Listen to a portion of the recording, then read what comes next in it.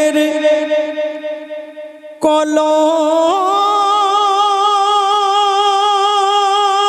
কাঁদে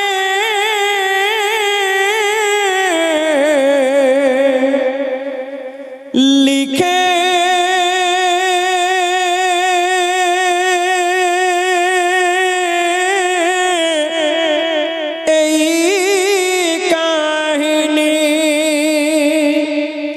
যে কাহিনী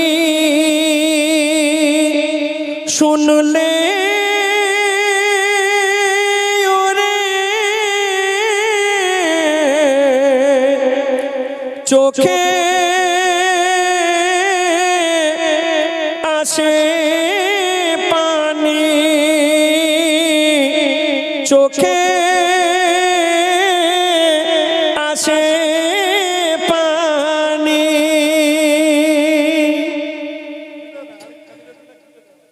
লা ইলাহা ইল্লাল্লাহু জবানে কালেমা শুনো নেই করুণ ঘটনা কলকাতাতে ঘটেছিল গো,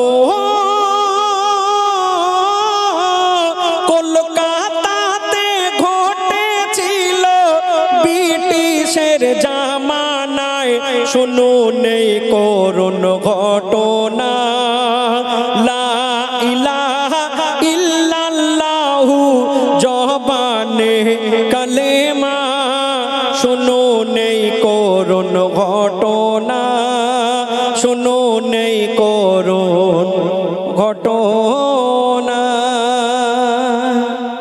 লেখাটা অনেক বড় লেখা, কবি রবিউল ইসলামের খুব বিখ্যাত একটি লেখা। সময় খুব কম, কারণ আমাকে এখান থেকে অনেক দূরে যেতে হবে, অনেক দূর, এবং একের পর এক সব সুপারহিট শিল্পী। আজকে আমার কালাবার ছোট্ট করে একটি লেখা গিয়ে শোনাবো, তারপরে আবার অন্যান্য শিল্পী সমন্বয়ে তারা একের পর এক শুরু করবে।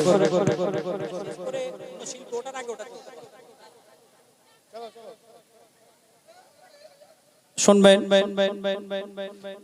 দীর্ঘ 23 বছর ধরে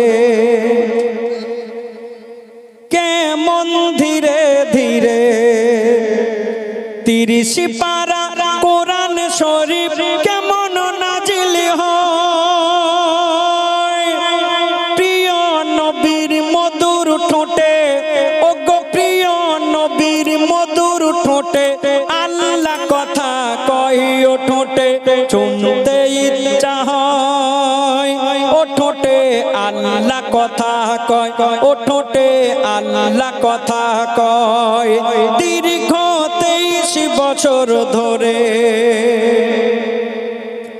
আল্লাহ ইচ্ছা করে কোরআন রাখবে পাহাড়ে, শুনে পাহাড় কাঁপতে থাকে, আর রাখলে কোরআন পাহাড় ভেঙে খান খান বলে বইতে পারবো না একে।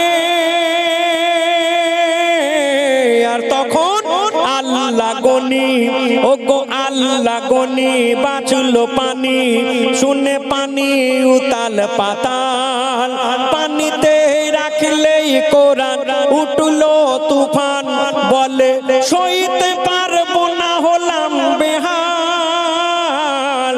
আর তখন আল্লাহ পাক ফেরেশতাদের ডেকে বলছে, শোনো ফেরেশতা কুল করো না ভুল, আনো আমার মাটির আদমকে, কেন ও সব সইতে পারে, ও সব বইতে পারে, এত সবর দিয়েছি ওকে। ও আদম নয়, ও আমার নূরে মুহাম্মদ,